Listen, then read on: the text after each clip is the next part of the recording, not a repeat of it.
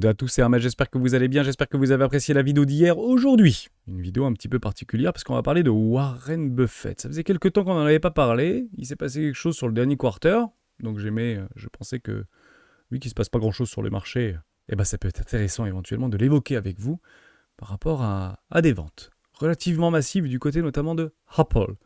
A-t-il eu raison? A-t-il eu tort? On va reprendre un petit peu cette stratégie-là et quelle est l'action surprise secrète dans laquelle il a investi extrêmement récemment, peut-être un narratif dont personne ne parle, et ce depuis des années, et qui semblerait être une triangulaire de sa stratégie, peut-être moyen-long terme.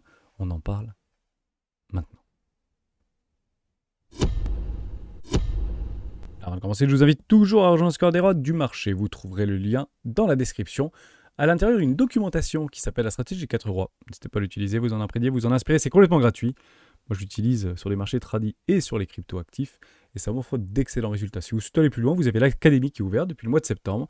Pour une seule, à l'avoir reçu et à l'avoir rejoint. Vous avez plus d'une centaine de lives en replay qui se passent généralement les lundis, les mardis et le jeudi à midi pendant 1 heure avec les académiciens. Vous avez les replays et plus d'une centaine à visionner ou revisionner.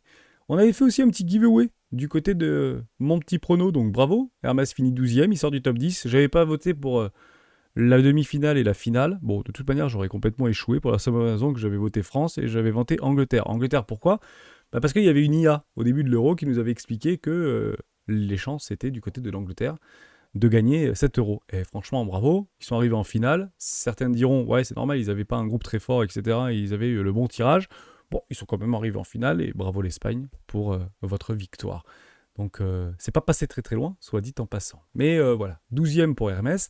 Et bravo donc à DocBox, bravo à Cyril, bravo à Gods, puisque vous remportez une clé Ledger Nano S. Vous venez me voir sur le Discord en message privé et je vous l'envoie directement à la maison. Donc, petit cadeau, des petites clés Ledger pour les 3 gagnants. Bravo à vous. On continue parce que il y a quelques semaines ou quelques jours, j'ai Tony666 qui nous a partagé quelque chose dans Discussion Trading. Les erreurs les plus communes d'un trader amateur qui font généralement et on parle d'une vaccination, généralement. Donc merci à toi, on va faire un petit bingo et tu as tout à fait raison. Je vous propose de faire une capture d'écran et de répondre directement en commentaire au niveau de votre scoring. Grosso modo, c'est est-ce que vous avez déjà rencontré ce type de situation, les erreurs les plus classiques, les erreurs oubli ou d'inattention les plus insolites. Moi, j'en ai eu 11 sur 15, donc vous voyez si vous battez mon record. Certaines que j'ai faites plusieurs fois, et d'autres que j'ai évitées, je touche du bois, et j'espère que ça ne m'arrivera pas, parce que le but c'est clairement de les éviter. Faites une petite pause sur la vidéo, et vous mettez votre score directement dans les commentaires, et on refera un travail fin de semaine, si vous le souhaitez, là-dessus. Merci en tout cas Tony666, toujours très intéressant.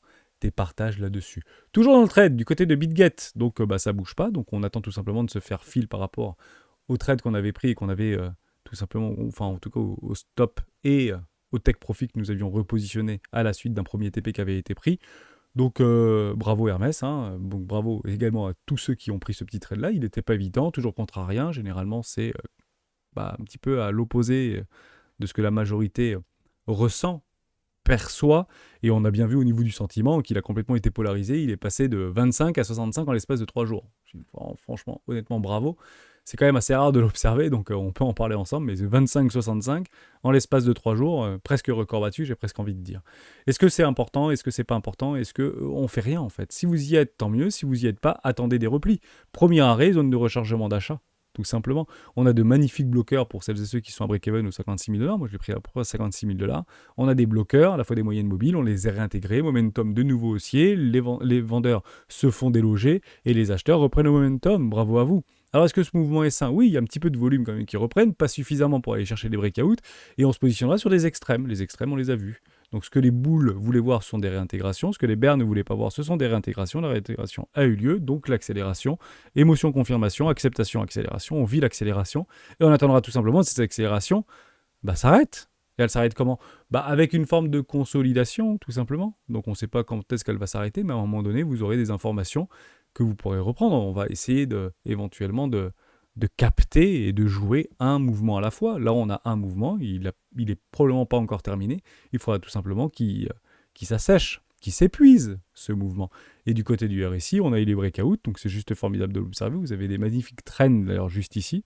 breakout cassé, peut-être le pullback pour les retardataires, pour aller chercher en fait l'expansion et aller chercher pourquoi pas la surachat, un petit peu de FOMO, et nous on sera la contrepartie de ce FOMO là pour prendre nos profits, nos profits finaux tout simplement. Côté order flow, pas grand chose à dire, de l'intérêt sur ce marché, des fundings de nouveau positifs, des spreads qui sont relativement négatifs, et on aurait vraiment aimé voir peut-être un regain au niveau de nos open interest, donc c'est pas forcément une bonne nouvelle.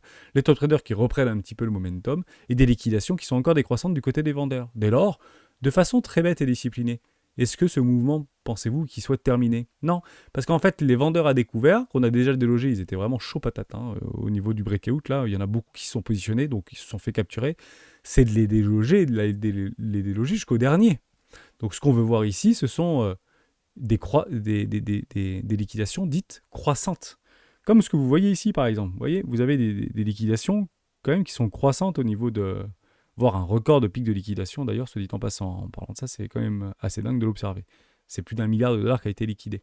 Là, actuellement, on a encore des liquidations décroissantes. Donc si on veut voir un petit peu le blow top, si vous voulez, pour aller chercher toute la liquidité, on veut voir une magnifique mèche de liquidité bleue comme ceci, et là on vous dira, ok, on est peut-être mûr maintenant pour poser éventuellement un top dit provisoire, en vue d'une correction, d'un retracement, et pourquoi pas le démarrage d'un second flux baissier, pour aller chercher peut-être des nouveaux plus bas, mais actuellement on n'y est pas, et on attend en fait ces augmentations de flux, pour pouvoir éventuellement prendre des décisions, et en tout cas sortir en profit pour celles et ceux qui sont en longue. Pas plus de choses à dire, juste un petit clin d'œil du côté des ETF. En tout cas, il y avait vraiment de l'intérêt sur ce bad range.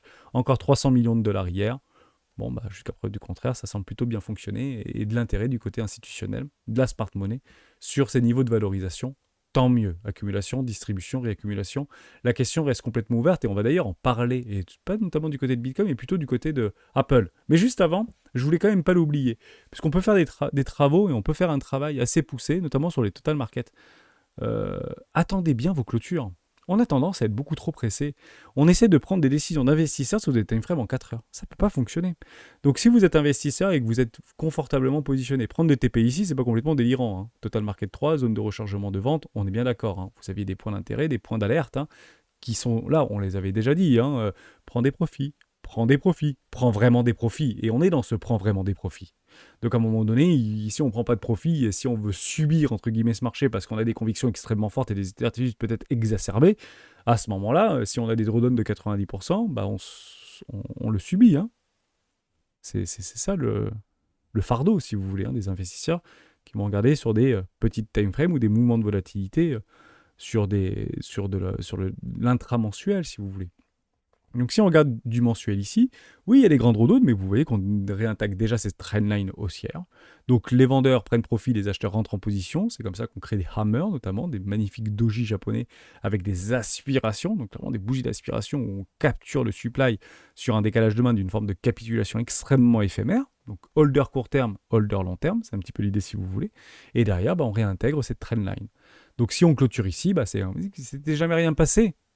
Plutôt positif physiquement ou visuellement, pour la simple raison qu'on est bien parti chercher la liquidité d'abord au sud. Formidable.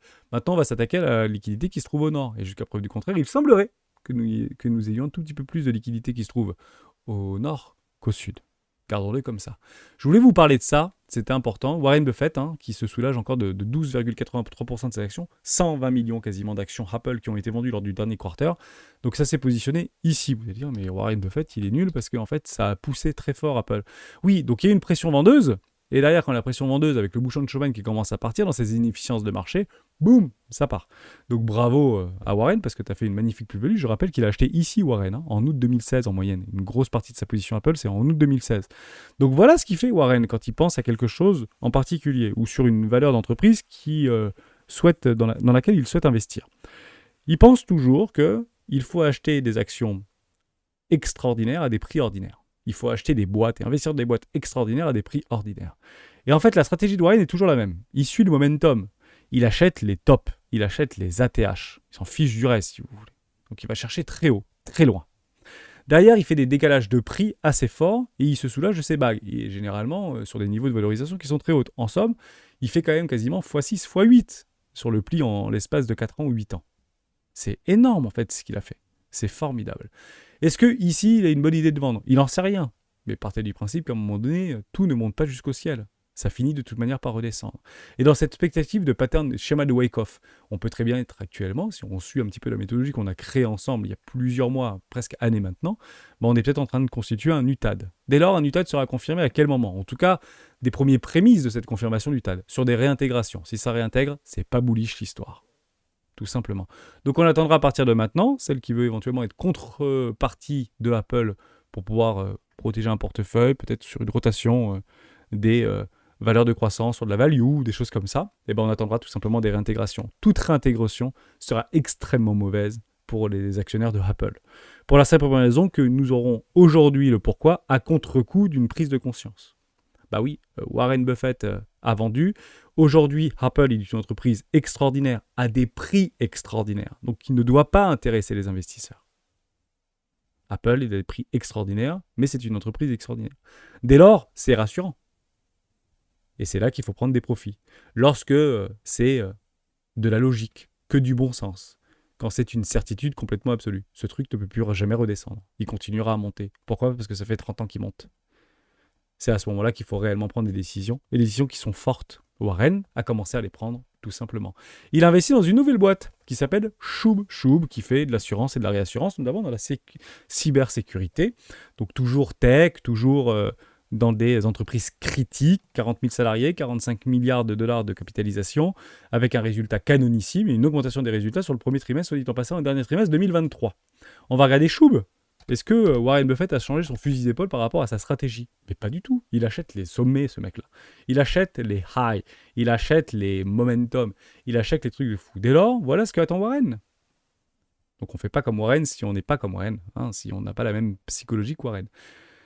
On achète des entreprises extraordinaires à des prix ordinaires. Il acte, lui, que ces prix-là sont des prix ordinaires, voire en deçà de la réelle valeur intrinsèque de l'entreprise, par rapport à ce qu'elle est capacité de donner sur les 5, 10 ou 20 prochaines années. Ce qu'a fait Warren, ce que pense faire Warren à ce moment-là, c'est d'acheter ici pour pouvoir revendre là-bas ou là-bas, tout simplement. Donc voilà ce qu'il voit sur ce type d'entreprise. C'est pas parce qu'il voit ça, c'est pas parce qu'il travaille là-dessus, c'est pas parce qu'il pense que ça va faire ça. En même temps, si vous achetez ça, c'est qu'à un moment donné, vous pensez que ça va monter, de toute manière. Il peut très bien changer d'avis en 3 mois.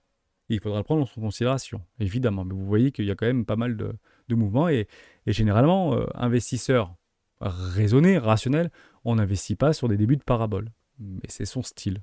Et il semblerait que ça a plutôt bien marché, jusqu'à preuve du contraire, depuis les 60 dernières années.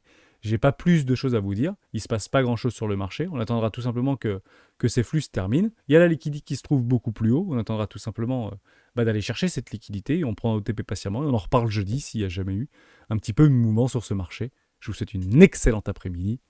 Encore bravo aux gagnants de mon petit prono.